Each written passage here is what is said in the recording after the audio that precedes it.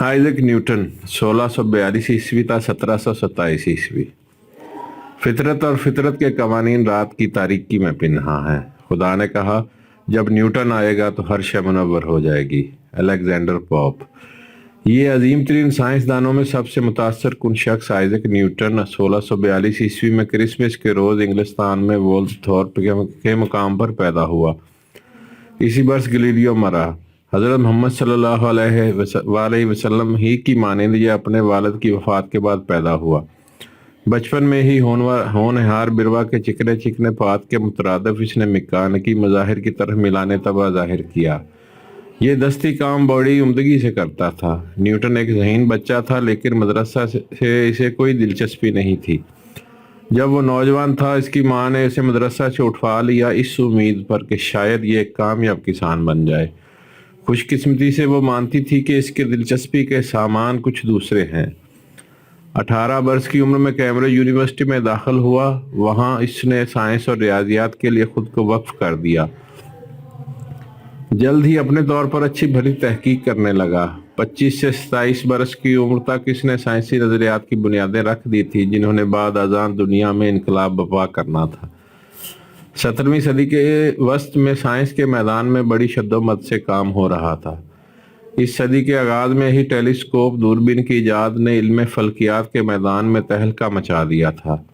انگریز فلسفی Francis bacon اور فرانسیسی فلسفی رینے ڈیکارت دونوں نے یورپ بھر کے سائنسدانوں کو اس طرف مائل کیا کہ وہ ارسطو کی حاکمیت کا اعتراف کیے بغیر اپنے طور پر مشاہدہ اور تجربہ کریں۔ جو کچھ بیکن اور ڈیکارت نے کہا عظیم گلیلیو نے وہ کر دکھایا۔ اس کے فلکیاتی مشاہدات نے جو نو ایجاد دوربین کی مدد سے ممکن ہوئے علم فلکیات کو ایک نیا رخ دیا۔ اسی کے میکانی تجربات پر اس اصول کی بنیاد قائم ہے جسے ہم حرکت کا پہلا قانون کہتے ہیں۔ دیگر عظیم سائنسدان جیسے ولیم ہاروے جس نے گردش خون کا اصول دریافت کیا اور جان کیپلر جس نے سورج کے گرد سیاروں کی حرکت کے قوانین دریافت کیے، سائنسدانوں کے طبقہ کو نئی بنیادی معلومات فراہم کر رہے تھے، لیکن ہنوز خالص سائنس دانشوروں کے لیے فقط ایک شغل فرصت تھی۔ ایسے شواہد بھی موجود نہیں تھے کہ ٹیکنالوجی پر منطبق ہو کر سائنس اس انداز میں انسانی طرز معاشرت کو تبدیل کر دے گی جیسا فرانسس بیکن نے پیشین گوئی کی تھی۔ ہر چند کے کوپرنیکس اور گلیلیو نے قدیم علوم کی ایک غلط فہمیاں دور کر دی تھیں اور کائنات کے فہم میں گراں قدر اضافے کیے تھے، لیکن تاحال قوانین کا کوئی مجموعہ وضع نہیں کیا جا سکا تھا جو ان بظاہر غیر متعلق دکھائی دینے والے حقائق کو ایک مربوط نظریہ میں ڈھالے جس سے پھر سائنسی پیشین گوئی ممکن ہو سکے۔ آئزک نیوٹن نے ہی یہ نظریہ پیش کیا اور جدید سائنس کو اس رخ پر موڑ دیا جدھر یہ آج بھی رواں ہے۔ اپنی تحقیقات کی اشاعت میں نیوٹن ہمیشہ متذبذب رہتا تھا، حالانکہ وہ اپنی تحقیقات کے ذریعے بنیادی نظریات کو 1669 تک وضع کر چکا تھا۔ تاہم اس کے بیشتر نظریات دیر بعد منظر عام پر آئے۔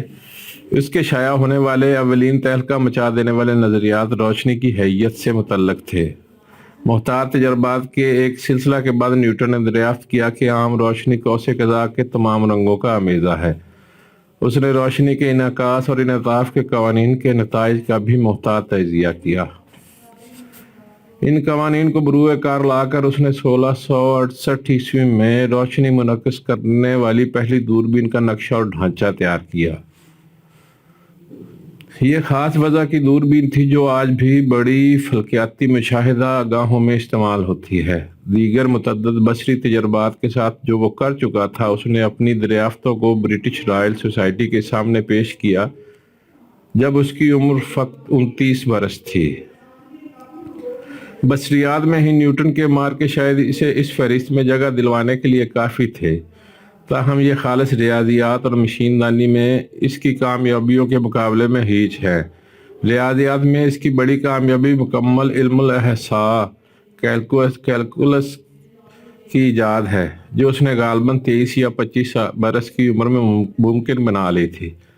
یہ جدید ریاضیات کی انتہائی اہم ایجاد نہ صرف وہ سوتا ہے جس میں سے جو یہ ریاضیاتی نظریہ کے دھارے کا بیشتر حصہ پھوٹا ہے، بلکہ یہ ایسا ناگزیر اوزار بھی ہے جس کے بغیر جدید سائنس کی بیشتر کامیابی ممکن ہی نہیں تھی۔ اگر نیوٹن اسے اکمل علم الاحصاء کی ایجاد کے ماسوا کوئی دوسری ایجاد نہ بھی کرتا تو اسے پھر بھی اس فہرست کے ابتدائی حصہ میں کوئی مقام مل سکتا تھا۔ تاہم نیوٹن کے لیے انتہائی اہم ایجادات مشین دانی کے شعبے میں ہیں۔ یہ علم مادی اشیاء کی حرکت سے تعلق رکھتا ہے۔ گلیلیو نے حرکت کا پہلا قانون دریافت کیا جو اجسام کی حرکت کی توضیح کرتا ہے، یعنی جب وہ کسی بیرونی قوت سے آزاد ہو، عملی طور پر ہر جسم ہمہ وقت بیرونی قوت کی زد میں ہوتا ہے۔ جبکہ علم سکون و حرکت میں سب سے اہم سوال یہ ہے کہ ان حالات میں جسم کس طرح حرکت کرتا ہے۔ اس مسئلہ کو نیوٹن نے اپنے حرکت کے دوسرے قانون کی مدد سے حل کیا، جسے بجا طور پر کلاسیکی طبیعیات کا انتہائی بنیادی قانون تسلیم کیا جاتا ہے۔ اس قانون کو ریاضیاتی طور پر اس مساوات سے ظاہر کیا جاتا ہے۔ اس کے مطابق ایک جسم کا تغیر یعنی وہ شرح جس سے جسم کی رفتار تبدیل ہوتی ہے، جسم پر جملہ بیرونی طاقت کے مساوی ہے، جو اس شے کے حجم کے سبب دو حصوں میں تقسیم ہوتی ہے۔ ان دو معروف قوانین میں نیوٹن نے مزید ایک کا اضافہ کیا، جس کے مطابق ہر طبعی توانائی کے خلاف ایک برابر طاقت کا رد عمل پیدا ہوتا ہے، جبکہ اس کے سائنسی قوانین میں سب سے اہم کشش ثقل ہی کا قانون تھا۔ چار قوانین کے اس مجموعہ نے باہم اشتراک سے ایک مربوط نظام وضع کیا، جس کے ذریعے آخرکار تمام میکانیکی نظام حیات کار کی تحقیق ممکن ہو گئی، وہ چاہے ایک پنڈولم کی حرکت کا نظام ہو یا سورج کے گرد اپنے مدار میں چکر کاٹتے سیاروں کا نظام ہو۔ نیز ان کے متعلق پیش گوئی بھی ممکن ہوئی۔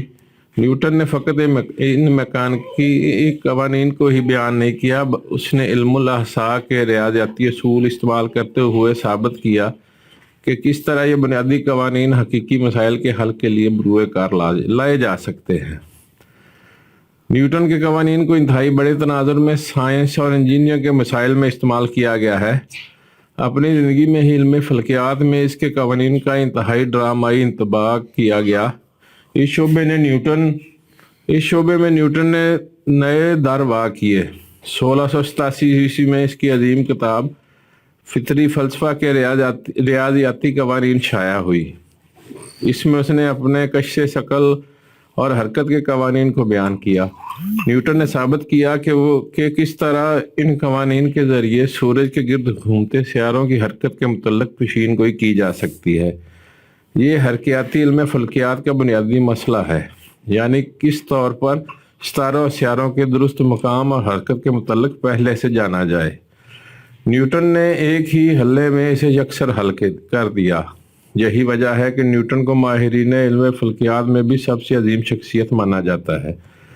یہ نیوٹن کی سائنس میں اہمیت کے متعلق ہمارا تجزیہ ہے۔ اگر کوئی سائنس کے قاموس العلوم کے اشاریہ پر نظر دوڑائے تو اسے جا بجا غالباً دوسروں کی نسبت 2 یا 3 بار زیادہ نیوٹن کے اور اس کے نظریات و ایجادات کے حوالے دکھائی دیں گے۔ مزید برآں یہ بھی ذہن نشین رکھنا چاہیے کہ دوسرے سائنسدانوں نے نیوٹن کے متعلق کیا رائے دی۔ لائبنز، جو نیوٹن کا دوست بھی نہیں تھا بلکہ ایک معاملے میں دونوں میں شدید تلخ کلامی بھی ہوئی، ایک جگہ رقم پرداز ہے۔ آفرینش دنیا سے نیوٹن تک علم ریاضیات کو پیش نظر رکھا جائے، بے شک اس اکیلے کا کام باقی تمام علم سے کہیں برتر ہے۔ عظیم فرانسیسی سائنسدان لاپلاس رقم طراز ہے۔ نسل انسانی کی کسی بھی دوسری خود ساختہ شے کی نسبت قوانین کہیں بہتر ہیں۔ لاگرینج اکثر با اصرار کہتا کہ نیوٹن ایک عظیم ترین جوہر کا مالک ہے۔ ارنسٹ ماخ 1901 میں اس میں ایک مضمون میں لکھتا ہے، اس کے بعد ریاضیات کے علم میں جو کچھ بھی اضافہ ہوا ہے وہ نیوٹن کے قوانین کی بنیاد پر ہونے والا مشین دانی کا ماخوذ رسمی اور ریاضیاتی ارتقاء ہے۔ یہ غالباً نیوٹن کی عظیم کامیابی کا مہمہ ہے کہ اس کے لیے سائنس اجنبی حقائق اور قوانین کا مغلوبہ نہیں تھی۔ جو کچھ مظاہر کو بیان کرنے کی اہل تو تھی، لیکن جو فقط چند ایک کے بارے میں ہی پیشین گوئی کر سکتی تھی۔ اس کی بجائے اس نے ہمیں قوانین کا ایک مربوط نظام دیا ہے جن کا طبعی مظہر میں وسیع تر تناظر میں اطلاق ممکن ہے، اور درست ترین پیشین گوئی کے لیے بھی انہیں استعمال کیا جا سکتا ہے۔ اس طرح کے مختصر مضمون میں نیوٹن کی تمام دریافتوں کی مکمل تفصیل دینا ممکن نہیں، سو کئی ایک کم اہمیت کی حامل ایجادات کا یہاں تذکرہ بھی نہیں کیا گیا ہے، حالانکہ اپنے طور پر وہ اہم ایجادات تھیں۔ یہ حرکیات، تھرموڈائنامکس اور علم صوتیات میں بھی نیوٹن نے گراں بہا اضافے کیے ہیں۔ اس نے معیار حرکت اور زاویہ دار معیار حرکت کے تحفظ کے از حد دقیق طبی قوانین پیش کیے۔ اس نے ریاضیات میں دو عددی کلیات دریافت کیا۔ اسی نے ستاروں کے ظہور کی اولین معقول توجیہ پیش کی۔ اب اگرچہ یہ معاملہ تو صاف ہے کہ نیوٹن واقعی دنیا کا سب سے عظیم اور سب سے متاثر کن سائنسدان ہے، لیکن یہ سوال پھر بھی کھٹکتا ہے کہ اسے سکندر اعظم یا جارج واشنگٹن جیسی بڑی سیاسی ہستیوں اور عیسیٰ علیہ السلام، مسیح اور گوتم بدھ جیسے بڑے مذہبی رہنماؤں سے بڑا رتبہ کیوں کر دیا گیا؟ میرا نقطہ نظر یہ ہے کہ اگرچہ سیاسی نشیب و فراز بے حد دقیق ہیں، لیکن یہ کہنا بجا ہوگا کہ سکندر کی موت کے 500 برس تک بیشتر لوگ انہی حالات میں زندگی گزارتے رہے جیسی زندگی ان کے آبا سکندر سے 5 صدیاں پہلے گزارتے تھے۔ اسی طور اپنی بیشتر روزمرہ کی سرگرمیوں کے حوالے سے بھی 1300 عیسوی میں انسانوں کی اکثریت اسی طور پر زندہ تھی جیسے ان کی زندگی 1500 قبل مسیح میں تھی۔ گزشتہ 5 صدیوں میں جدید سائنس کے فروغ کے سبب عام انسان کی روزمرہ کی زندگی میں انقلابی تغیرات پیدا ہوئے ہیں۔ ہمارا لباس مختلف ہے، خوراک مختلف ہے، ہم مختلف معاش اپناتے ہیں، اپنے فارغ وقت کو 1500 عیسوی کے لوگوں سے مختلف انداز میں صرف کرتے ہیں۔ سائنسی دریافتوں نے نہ صرف ٹیکنالوجی اور معاشیات میں انقلابی تبدیلیاں پیدا کیں، بلکہ انہوں نے سیاست، مذہبی فکر، فنون لطیفہ اور فلسفہ کو بھی یکسر بدل کر رکھ ڈالا۔ انسانی فعلیت کے چند پہلو البتہ اس سائنسی انقلاب کے بعد غیر مبدل رہے۔ یہی وجہ ہے کہ ہماری اس فہرست میں اس قدر سائنسدان اور موجد موجود ہے۔ نیوٹن نے نہ صرف تمام سائنسدانوں میں شاندار ہے، بلکہ سائنسی نظریہ کے ارتقاء میں بھی نیوٹن کا ایک انتہائی اثر انگیز کردار ہے۔ اسی باعث وہ دنیا کے انتہائی مؤثر افراد کی فہرست میں ابتدائی درجوں میں جگہ پانے کا مکمل حقدار ہے۔ 1727 عیسوی میں نیوٹن کا انتقال ہوا۔ اسے ویسٹ منسٹر کے گرجا گھر میں دفنایا گیا۔ وہ پہلا سائنسدان تھا جسے یہ اعزاز ملا۔